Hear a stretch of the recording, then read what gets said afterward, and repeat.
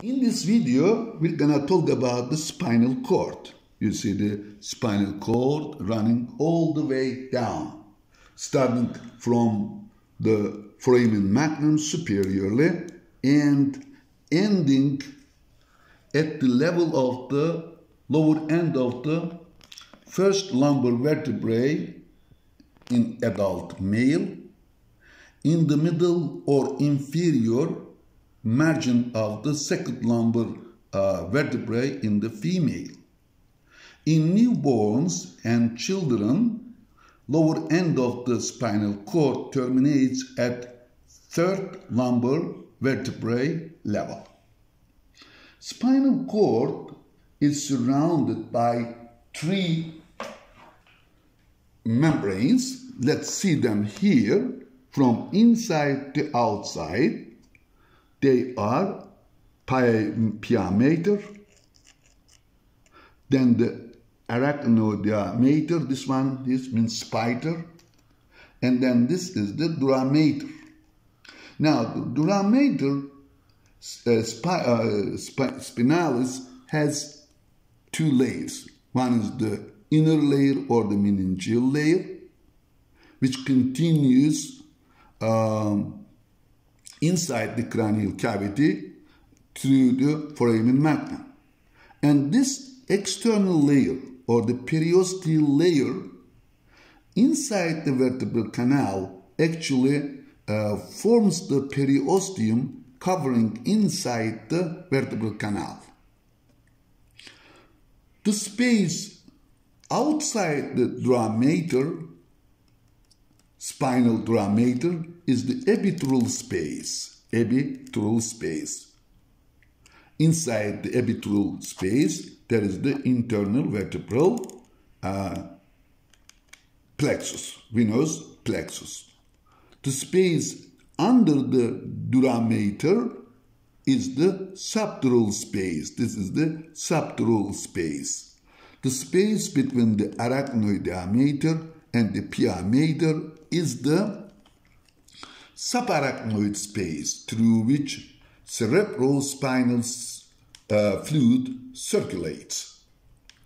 Now, you see, anteriorly there is a fissure throughout the spinal cord. This is the anterior median fissure.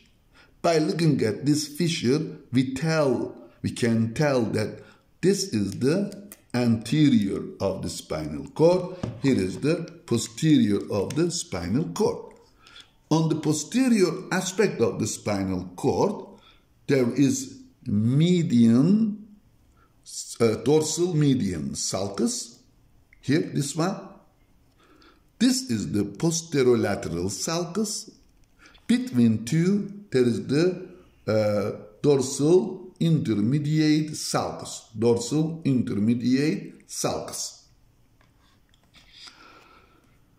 Now, here is the anterolateral sulcus. Again, posterolateral sulcus, anterolateral sulcus, anterior or the ventral median fissure, dorsal median sulcus.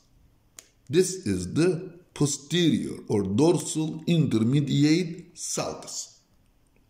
As you see, throughout the spinal cord, the gray matter is localized centrally, but the white matter is localized peripherally. Cell bodies of the neurons, their dendrites, their small unmyelinated axons form the gray matter. Gray matter looks like letter H. Look at here. This is the anterior horn. Here is the posterior horn. This is the lateral horn.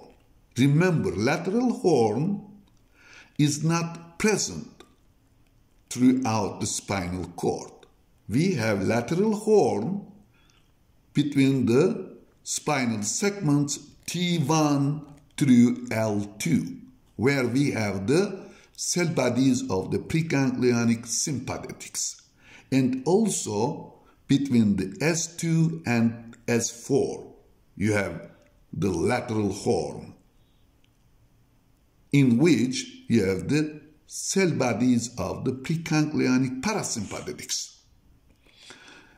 Now, this is this is a spinal nerve here.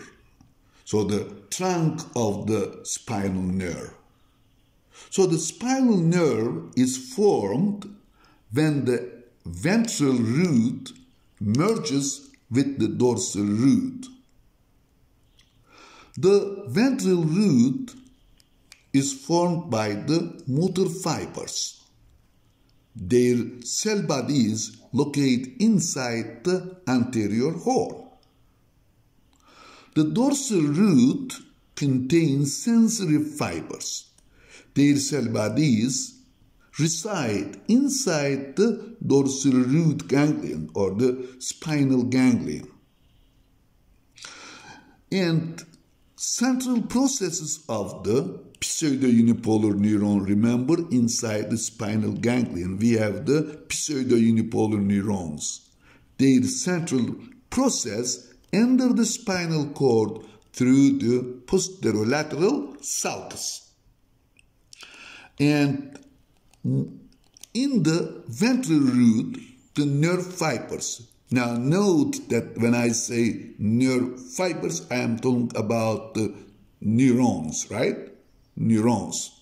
Because neurons, especially these lower motor neurons or the upper motor neurons, which are somatic motor neurons, they might have 1 meter or 1.5 meter in length. Depends on the side of their cell body. Okay, so here the motor nerve fibers exit the spinal cord through anterolateral sulcus. Where are the cell bodies of the nerve fibers? Here, well, they are located inside the anterior horn. But also remember, in this motor nerve fibers, between the T1 and L2, you have cell bodies in the lateral horn. So, throughout the spinal cord, this motor nerve fibers in the ventral root contain GSE fibers, general somatic efferent. But between T1 and L2, in addition to GSE, there are GVE fibers, which are sympathetic. GVE. Okay, you have those fibers. Now remember that spinal nerve leaves the leaves the vertebral canal through the intervertebral foramen. Once spinal nerve leaves the vertebral canal, it divides into a posterior ramus, this one here, or the dorsal ramus, which innervates skin on the back and the deep musculature of the back. And this is the ventral ramus is thicker, much thicker. So the ventral rami of the spinal nerves come together and form several plexus, which include cervical plexus, brachial plexus. You can see the brachial plexus here. Brachial plexus. Up here you have the cervical plexus, and down here you have the lumbar plexus, sacral plexus, and coccygeal plexus. And this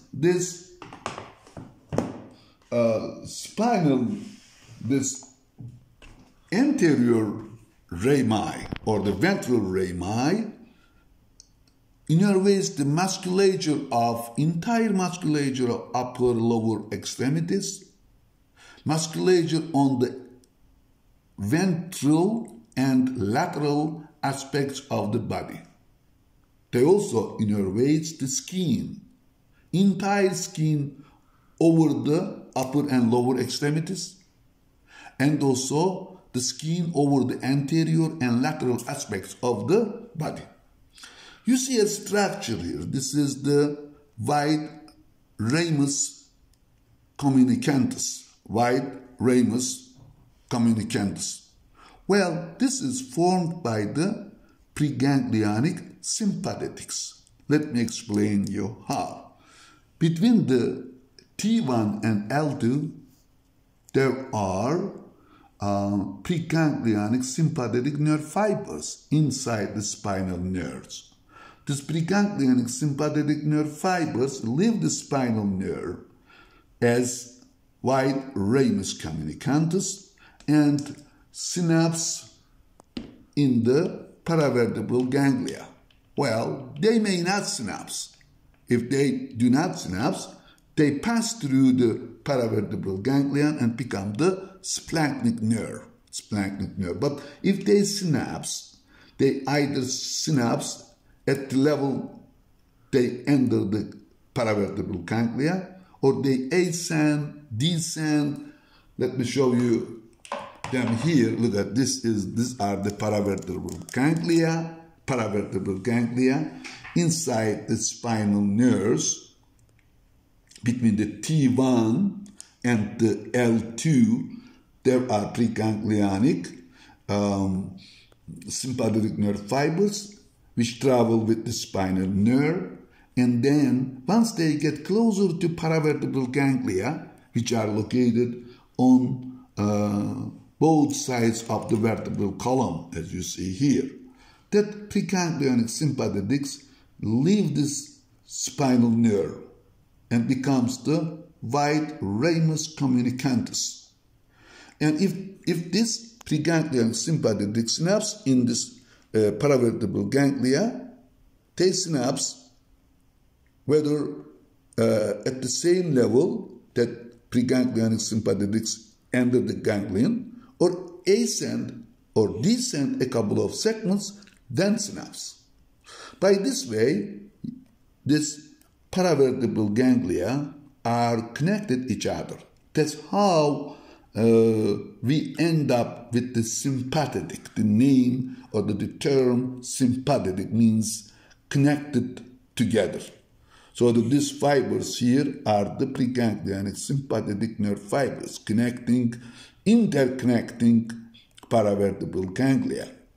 So let's return back to the method of synapses. If preganglionic sympathetic synapse in this paravertebral ganglia, the postganglionics, if they are going to the periphery of the body, return to the spinal nerve at the level of the synapsing. This is called gray ramus communicantus. Gray ramus communicantus. You can see gray ramus, white ramus communicantus. Again, white, gray ramus communicantus. Since preganglionics have myelin sheath, they look white. Since postganglionic visceral motors lose their myelin sheath, they look gray. That's why we call this gray ramus communicantus. Another structure here I like to show you is that these are the tendiculate ligaments. Tendiculate ligaments are formed between the roots of the spinal nerves. They are triangular in shape, and they are formed by the condensation of the pia mater, which attach to the arachnoid and dura mater and stabilizes the spinal cord in the vertebral canal. So the spinal cord does not move side to side. Okay, we talk about the cervical enlargement here. Down here we talk about the lumbar enlargement. And then you see the spinal cord ends up with conus medullaris.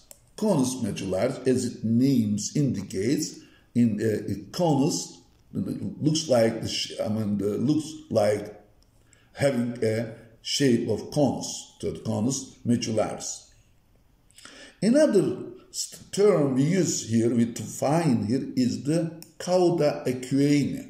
Cauda equina is the tail of horse, or the horse tail. Well, let me describe you how it is formed. Lower thoracic, lumbar, and sacral spinal nerves run down to find their corresponding intervertebral foramen to exit the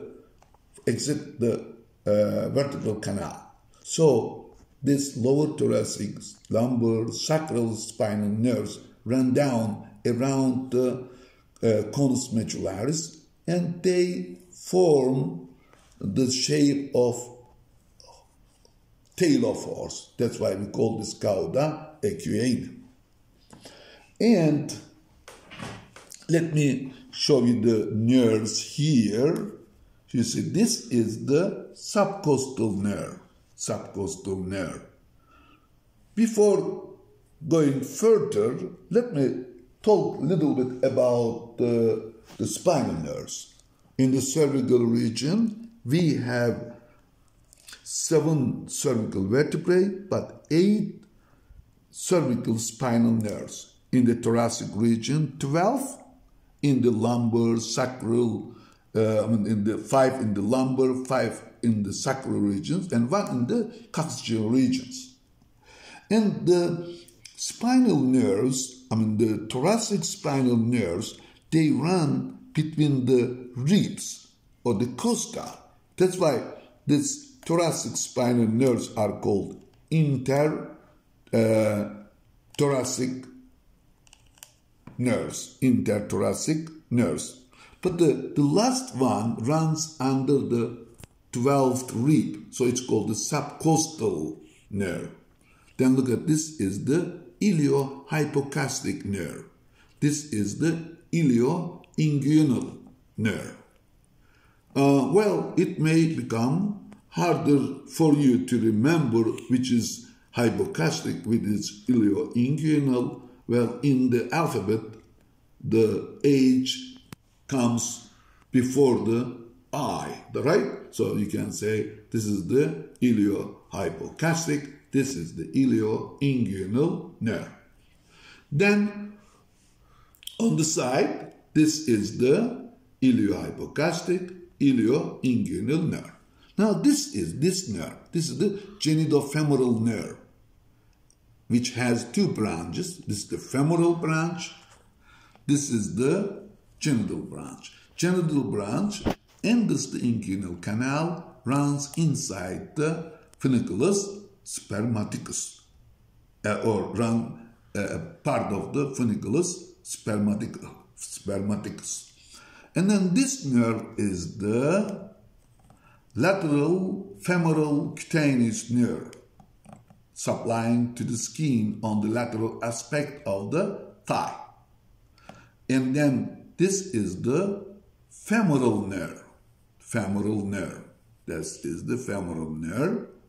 You can see it here. This is the femoral nerve. Here is the lateral cutaneous nerve of thigh. This is the obturator nerve. Obturator nerve. This is the thickest and longest nerve of body, the sciatic nerve.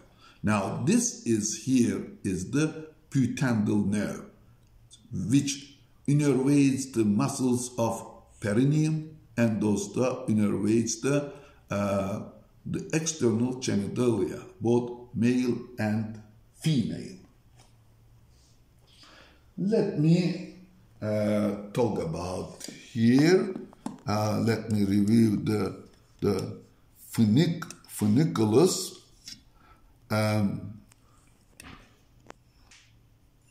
Now let's define the funiculi inside the spinal cord. Now this is spinal cord of somebody facing to you, looking at to you. Okay? So, here is the, look at here, the white matter. White matter is formed by the axons, ascending and descending axons. We divide each half of the spinal cord into 3 funiculi as anterior, lateral, and the posterior. The part of the white matter between the anterior median fissure and the anterolateral sulcus, this is the anterior funiculus. The part of the white matter between the anterolateral and the posterolateral sulcus is the lateral funiculus.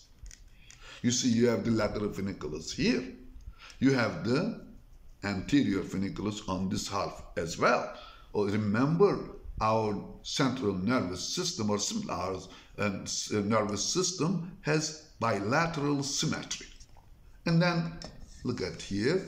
Here you have the posterior funiculus. It is the part of the white matter between the posterolateral sulcus and the posterior median sulcus. Posterior funiculus. Posterior funiculus.